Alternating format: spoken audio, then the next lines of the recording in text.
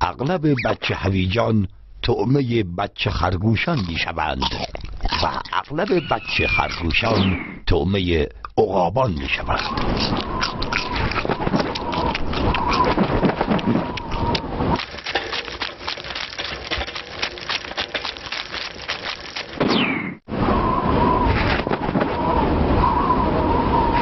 و اصلا کلن جد آباد و فامیلاشون هم همین. اکنون فصل جفتیابی خرگوشان است. این خرگوش نر در پی جفت خود می‌گردد و من چی دارم بگم؟ اصلا این برنامه که راجب خرگوش نیست. جان من اذیت نکن، من به زوری رو پیدا کردم. لااقل یه فرصت کوچولو بده که من آدرسشون رو بگیرم با خالجوری. بذار ببینم برنامه راجب چی بوده. بذار ببینم راجب چی بود. راجب رفتار که نه، راجب خرس بود. من الان بده یادم نمی احساس رو نکن.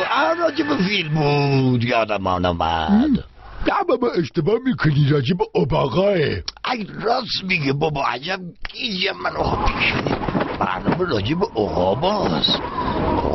این پرنده تیزبین با چشمان ریزبین که کوچکترین اشیاء را در روی زمین میبیند و با محکم به سمت آنها یورش میبرد. احتمالاً پرنده‌ای پشت گوش این فیل است و آن عقاب آن را ندیده است. اومدی خود فیله رو ببری؟ خجالت نمیکشی؟ آخه بیچاره مثل منه، عینکیه، چشمش ضعیفه. اب نداره. خب حالا اشکالی نداره، چرا میخوای بکنی؟ بله؟ یعنی چیه؟ اونو میخوای بلند کنی بابا، کمر نصف میشه، نمیتونه که. عجب روی این معلومه به زور بلند کرده. کم نیار. جوجه عقابان در انتظار غذایی که مادر برای آنها میآورد سر و صدا راه میاندازند. چی شد؟ ای بابا نگفتین اینجوری میشه. چی بگم؟ خب کارشناسان میگویند که جوجه عقابان اینگونه سریعتر پرواز را میآموزند، اما برخی عقابان ترجیح میدهند با روش مطالعاتی و آکادمیک پرواز را به جوجگان خود بیاموزند.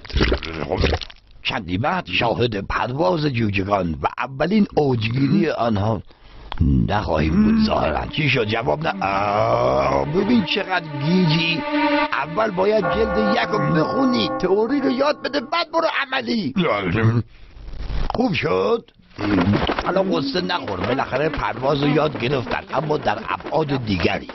در مجموع تعداد کمی از عقابان میتوانند فارغ التحصیل پرواز شوند، اما بقیه در اثر فشار زندگی به مشاغل دیگری میپردازند و برخی دیگر به مشاغل دیگرتری که در شأن آنها هم نیست. نگاه، افسوس.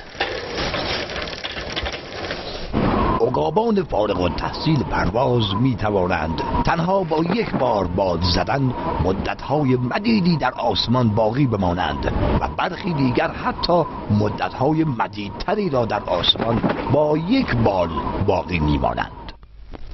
عقابان پرندگان بلند پروازی هستند.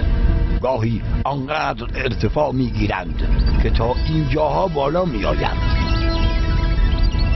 این دست از عقابان ناچارند برای امرار معاش در نزدیکی های سوراخ لایه اوزون زندگی کنند. موجودات عجیب و غریب فضایی غذای اصلی این عقاب ها را تشکیل می دهند. اما چه فایده؟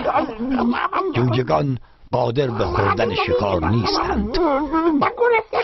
برخی عقابان فضایی نیستند، بلکه دریایی اند. و برخی دیگر کشاورزان زحمتکشی هستند که در زمینهای بایر کار می‌کنند، اما علیرغم تلاش شبانه روزی ددانان کالای آنها را ارزان می‌خرند. فیل موجود، چه گیری دادم به فیل، و بدین گونه است که هر جانوری سهم خود را از خوان گسترده طبیعت برمی‌دارد. دست شما درد نکنه، به اندازه روزی خودم برداشتم. قابل نداشت که دفعه بعد بیا بناگوشمو بخور.